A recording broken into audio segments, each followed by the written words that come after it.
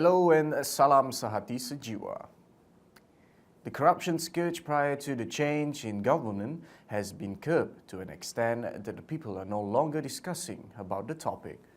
Prime Minister Tun Dr. Mahathir Mohamad said this was because the public, as well as companies and traders, could now deal with the government without any elements of corruption involved. Dr. Mahathir said the government efforts to combat corruption has been successful.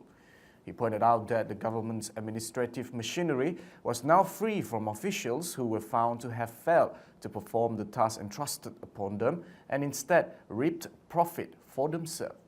He noted that the government needed to ensure that strong evidence was obtained before bringing any corruption case involving politicians or non-politicians to court.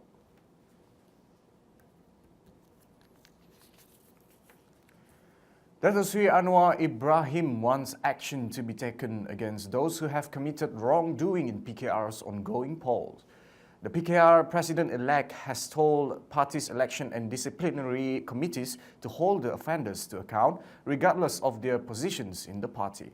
He said most of the process has been conducted in the satisfactory manner, but there were some issues due to the biometric system and the votes that were not detected. He said the issues were resolved by directly referring to the voters' tablets.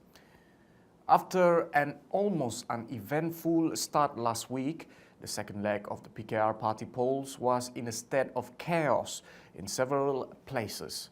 The high stakes involved in the Selangor leg of the party polls appear to be a factor behind some of the strange events.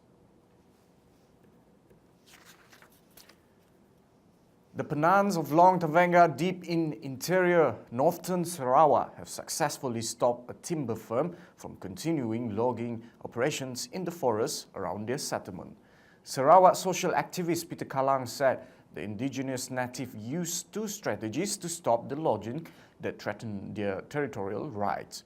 The first was by building a house across the main logging road to block logging trucks and excavators. The second was to get the help of social activist group Bruno Manser Foundation to carry out aerial and ground mapping of the forest. He stressed that the order means the logging company cannot enter into the Long Terengganu village without consent of the Penans there. He added this is an important development as it shows that with determination and mapping evidence, the Sarawak native can protect the land and forests from private developers.